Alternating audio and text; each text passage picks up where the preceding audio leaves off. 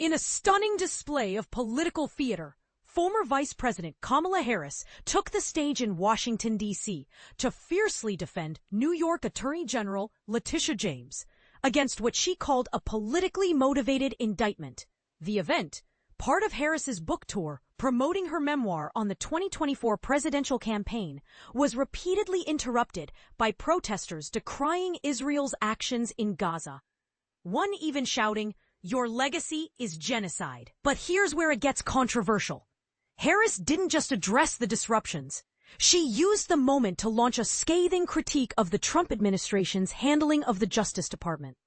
Is this indictment a legitimate legal move or a thinly veiled act of political retribution? Today I learned that the Attorney General of New York has been indicted, Harris remarked, her tone both incredulous and defiant. This comes despite the fact that the initial prosecutor, a conservative Republican mind you, found insufficient evidence to proceed.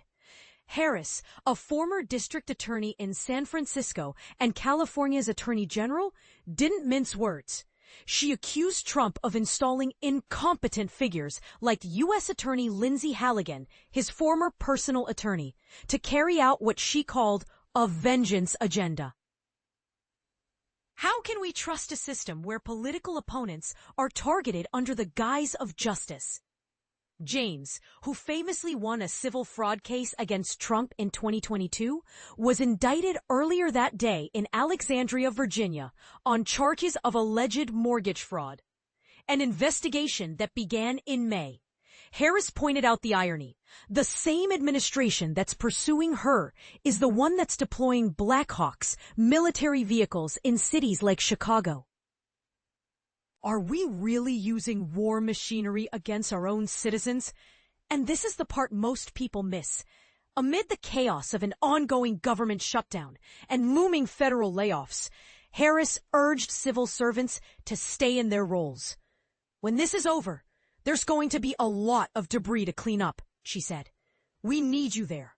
Is Harris's call to resilience a rallying cry or a Band-Aid on a much deeper wound? The event wasn't just about James's indictment or Trump's policies. It was a broader indictment of a system Harris argues is being weaponized against political adversaries. But is she right? Or is she overstepping in her defense of James? Let's discuss. What do you think? Is this a legitimate legal process or a dangerous politicization of justice? Share your thoughts in the comments below.